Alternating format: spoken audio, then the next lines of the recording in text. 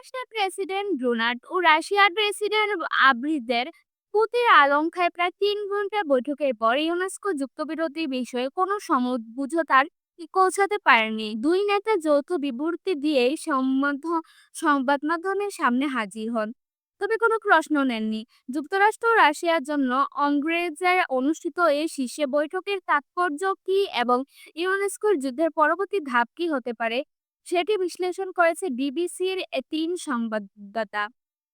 চূড়ান্ত যুক্তি না হলেও আসলে কোনো চুক্তিই নেই।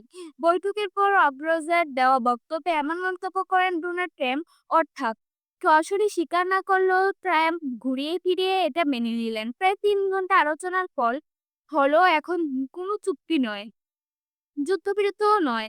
হতে হাতে গোনা কিছু অর্জন নিয়ে সংবাদ করার মতো কিছু নেই। ট্রাম্প দাবি করেছেন প্রতিটার সঙ্গে তিনি কিছু ভালো অগ্রগতি করেছেন, কিন্তু সে অগ্রগতি প্রকৃত চিত্র কি সে বিষয়ে কোনো সুনির্দিষ্ট তথ্য দেননি। ফলে বিষয়টি নিয়ে বিশ্বে কল্পনার উপর আর থেকে গেল। আমরা নির্দিষ্ট লক্ষ্যে পৌঁছাতে পারিনি। কিছুক্ষণ পর এমন স্বীকারোক্তি দিয়ে সাংবাদিকদের প্রশ্ন না নিয়ে কক্ষ ত্যাগ করেন ট্রাম্প। ট্রাম্প এত দূর ভ্রমণ করে এসে সে এই ধরনের অস্পষ্ট বার্তা দিয়েছিলেন, তবে ইউনেস্কোর ইউরোপীয় মিত্রদের কাছে এটা স্বস্তির বিষয় যে তিনি একতরফাভাবে কোনো ছাড় দেননি বা ভবিষ্যৎ আলোচনাকে ক্ষতিগ্রস্ত করতে পারে এমন কোনো চুক্তি করেনি। শীর্ষ বৈঠক শেষ হলো, এখন কি হবে? এই অনিশ্চয়তা থেকে উদ্বেগ বাড়ছে। ইউনেস্কো রাশিয়ার হামলা কি চলতেই থাকবে?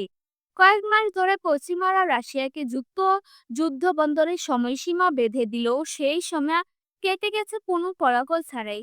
দেওয়া হুঁশিয়ারিগুলো কার্যকর হয়নি। ইউনেস্কোদের কাছে এটি যেন পুতির জন্য যুদ্ধ চালিয়ে যাওয়ার আমন্ত্রণ মতোই। আর একরোজা বৈঠকের পর স্পষ্ট অগ্রগতির অভাবটা এইভাবেই দেখছেন।